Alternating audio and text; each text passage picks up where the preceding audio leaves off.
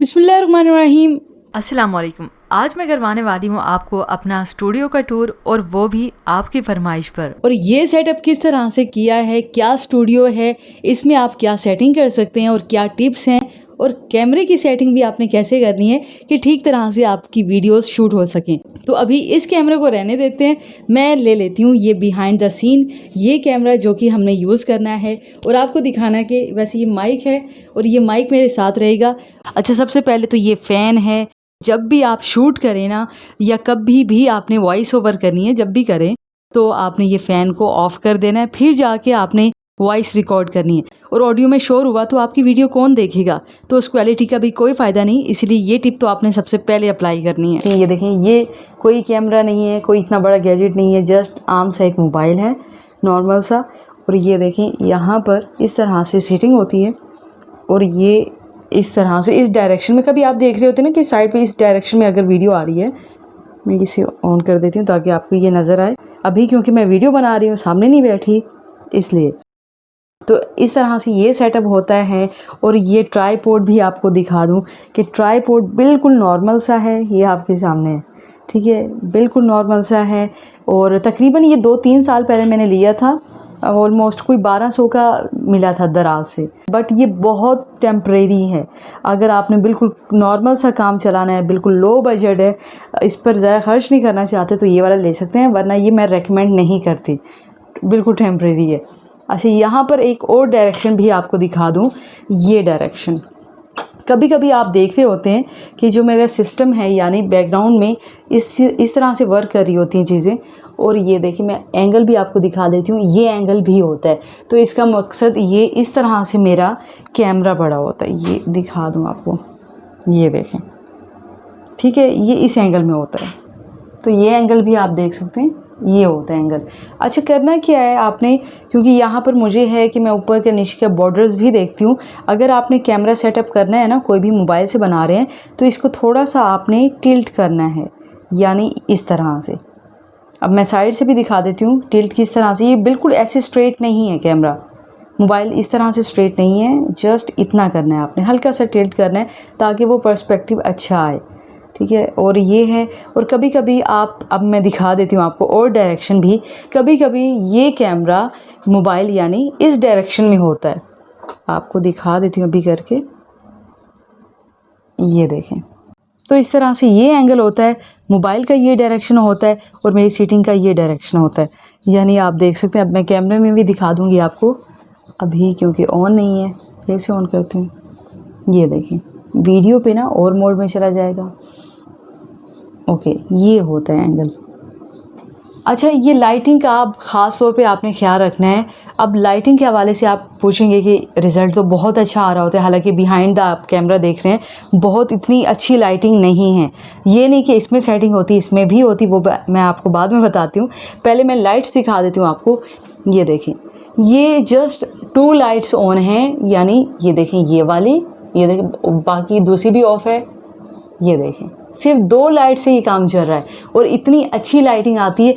ये अच्छी लाइटिंग क्यों आती है, यहाँ पे आपको दिखा दूँ। ये देखें, ये शीट है वुड की और ये रिफ्लेक्ट करता है, वाइट है सारा रूम, ये देखें, ये भी सारा स्टूडियो वाइट है, ये ऑफ वाइट है, ये अलग बात है, ठीक है। ये देखिए, ये रिफ्लेक्शन पड़ती है, जिसकी वजह से वो पूरी लाइटिंग ऐसे स्टूडियो में लगती है जैसे बहुत ज़्यादा लाइटिंग की गई है। अगर आप इसकी बजाय अगर डार्क थीम रखें ना, तो आपको डेफिनेटली मैनेज करना पड़ेगा। देखिए, एक और लाइट है, अगर मुझे बहुत ज़्यादा ज़रूरत पड़ती है कि लाइट कम आ रही है आज, तो यहाँ पर एक और लाइट भी मैं ऑन कर देती हूँ।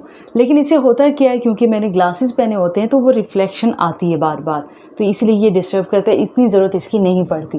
अच्छा, एक और डायरेक्शन भी आपको बता देती हूँ। यहाँ पर अगर मैंने कभी स्ट्रेट में बनाना है, यानी इस तरह से इस एंगल में बैठ के बनानी है, वीडियो शूट करनी है, 1 मिनट ब्लर आ रहा है, ओके। तो यहाँ पर इसे फिर मैं क्या करूँगी, ये 3 फेस लेकर यहाँ पर मैं फ्रंट पे रख देती हूँ और इसके ऊपर मैं छोटा सा एक समझे कपड़ा डाल देती हूँ वाइट कलर का।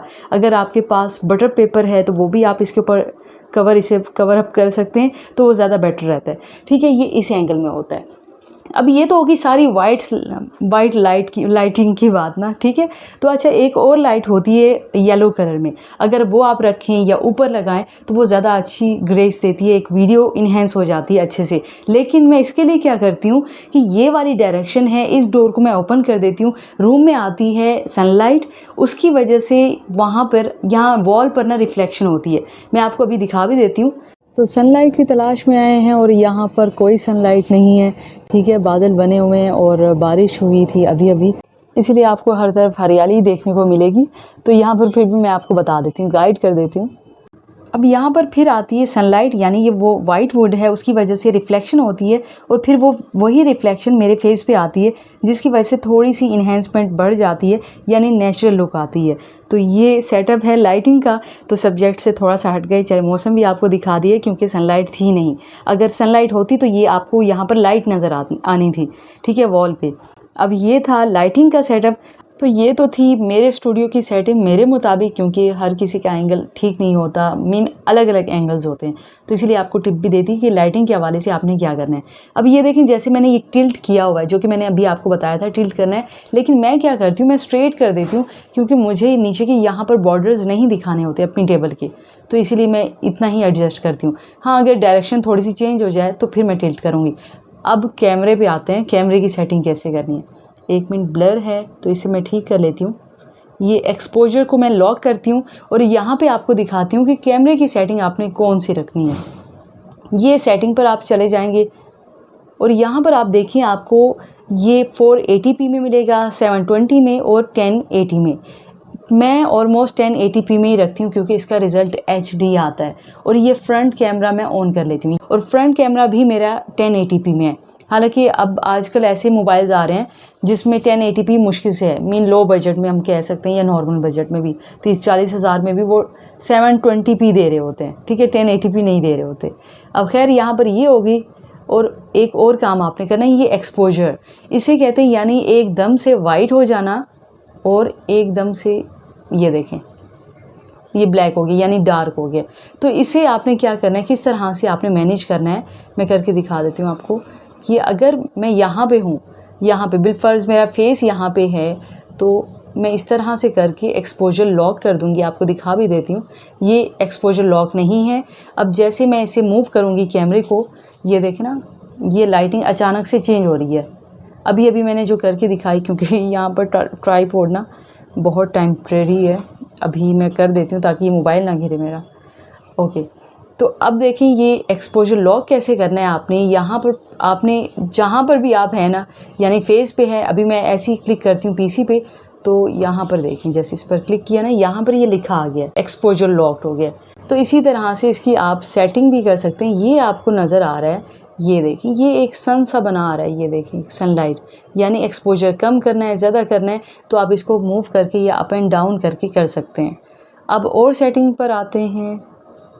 मेरी बार बार ना एक्सपोजर ब्लॉक कर लेती हूँ ताकि ब्लर ना हो। अच्छा, एक और सेटिंग अक्सर यूट्यूबर्स भी कर लेते हैं वैसे तो, ब्यूटी के चक्कर में। ये देखें, जैसे मैं ब्यूटी करूँगी, अच्छा मैं चाहती हूँ कि मेरा फेस अच्छे से नज़र आए, बहुत अच्छी लुक आए, तो ये स्लिम का ऑप्शन भी आ जाता है। ये देखें, जो कि मैं दिखा भी देती हूँ आपको, स्लिम ब्यूटी, इस पर आप क्लिक करेंगे तो ये देखिए आप इसकी अलग से सेटिंग कर सकते हैं। ये इससे लेकिन होता क्या है कि हमारी, 1 मिनट ब्लर हो गया फिर से स्क्रीन। इससे होता क्या है, जब भी आप ब्यूटी पर क्लिक करेंगे, अगर कैमरा सेटिंग आप ऐसे रखेंगे तो आपकी जो HD क्वालिटी है वीडियो की वो कम हो जाएगी। ये देखें, ये ऑटोमेटिकली 720p में आ जाती है। मैं इसे ऑफ़ कर देती हूँ, तो आपको फिर से जाकर सेटिंग करनी पड़ेगी 1080p में। तो इसी तरह से ये आपके सामने HD क्वालिटी में रिकॉर्ड कर लेगा वीडियो को। अच्छा, ये एक और बात लाइटिंग के हवाले से, एक और चीज़ भी रह गई है। तो ये लाइटिंग, मैं इस लाइटिंग की बात कर रही हूँ। आपने देखा होगा अक्सर मेरी पिक्चर में, वीडियो में तो नहीं देखा होगा, पिक्चर में देखा होगा, पर्पल टाइप की लाइटिंग आती है। ये देखें, तो ये मैं ऑफ़ कर रही हूँ, तो इस टाइप से आपको ये डायरेक्शन नज़र आती है। ये मैंने वीडियो नहीं बनाई, ठीक है, इस पर, तो ये कभी कभी मैं यूज़ कर लेती हूँ। और पर्पल, क्योंकि मैंने अब अपनी थीम रखी है ओवरऑल, तो ये पर्पल लाइटिंग मैं यूज़ करती हूँ अपनी पिक्चर के लिए भी। तो इससे लाइटिंग, ये देखें, चेंज भी हो जाती है इस तरह से, बट ब्लू थीम नहीं है मेरी। ये इस तरह से करके। अब ये होता क्या है, ये देखिए ये जस्ट इतनी सी स्ट्रिप लगी है और इससे ये सब कुछ हो रहा है। जल्दी से मैं वही मेन थीम, क्योंकि मुझे पर्पल ही चाहिए, तो ये बटन भी है, तो इस तरह से ये मैं सेटिंग कर लेती हूँ। ओके, ये तो हो गई अब सारी लाइटिंग की बात, सारी ओवरऑल। अब आते हैं माइक पर। ठीक है, अगर आप प्रोफेशनल हैं, प्रोफेशनल माइक यूज़ करना चाहते हैं, हाई बजट है, तो ये माइक वाइट स्नोबॉल का है, ये यूज़ कर सकते हैं। बट ये देखें, ये भी दिखा देती हूँ आपको, बट ये बोया भी इनफ है, ये प्रोफेशनल ये भी यूज़ कर सकते हैं। मतलब ये नहीं कह रही आपने जस्ट वही यूज़ करना है। कॉलर माइक के लिए ये बोया बेस्ट रहता है, बोया M1 का, इसका ट्यूटोरियल भी मैंने दिया हुआ है। तो यहाँ पर स्मार्टफोन है, इस बटन को आपने ऑन कर लेना है। अगर आप कैमरे पर लगाएं, यानी दूसरे कैमरे पे डिजिटल कैमरा उस पर करेंगे, तो आपने कैमरे के ऑप्शन को ऑन कर लेना है। अगर हाँ पीसी में लगाएं तो भी आपने इसे ऊपर कर लेना है। ये पीसी पर भी वर्क नहीं करता, और सम टाइम लैपटॉप पर आपको सेटिंग रखनी पड़ती है स्मार्टफोन वाली, किसी पर कैमरे सेटिंग भी चल जाएगी। ठीक है, तो ये था ओवरऑल सेटअप। तो अब आप कहेंगे कीबोर्ड भी दिखाते चले जाएं, तो ये कीबोर्ड है यहाँ पर। ठीक है, बहुत स्मूथली वर्क करता है, और आई थिंक ड्रैगन का है, ये माउस है ड्रैगन का, मैं दिखा भी देती हूँ आपको, ये देख सकते हैं। ठीक है, ये ड्रैगन का माउस है, ये भी बहुत ज़बरदस्त है। और ये कीज़ भी, ठीक है, इस कीज़ को हम रिमूवेबल हैं ये कीज़, ये देखें, ये उतार भी सकते हैं, क्लीन करना हो तो हम ये क्लीन भी कर सकते हैं। ओके, ये लग गया। हाँ, आपको ये बताना भी भूल गई कि आपने फ़िल्टर भी यूज़ करना है साथ में। अगर आप मोबाइल से कर रहे हैं, आपका बजट इतना नहीं है, आप रिकॉर्डिंग कर रहे हैं मोबाइल के ज़रिए, तो आप जस्ट ये फ़िल्टर ले लें, ये 2-3 हज़ार में मिलते हैं, आपका पता नहीं। अच्छा, अब बात आती है इसकी, तो ये एनवीडिया का ग्राफिक कार्ड लगा है इसमें, और भी काफ़ी अच्छा सेटअप है इसमें। और ये क्योंकि इस पर स्पेशली वीडियो नहीं है, पूरी स्टूडियो पर है। और ये केसिंग आप देख सकते हैं, एंटेक की केसिंग है, और काफ़ी ज़बरदस्त है। यहाँ पर मैग्नेट लगा है, मैग्नेट भी दिखा देती हूँ, ये देखें, ये फ़िल्टर लगा हुआ है और ये मैग्नेट है, और इस तरह से काफ़ी अच्छा है। और ये था ओवरऑल मेरे स्टूडियो का सेटअप आपके सामने। और माशाल्लाह कह दीजिएगा, और दुआओं में याद रखिएगा, अपना ख्याल रखिएगा। अल्लाह हाफिज़।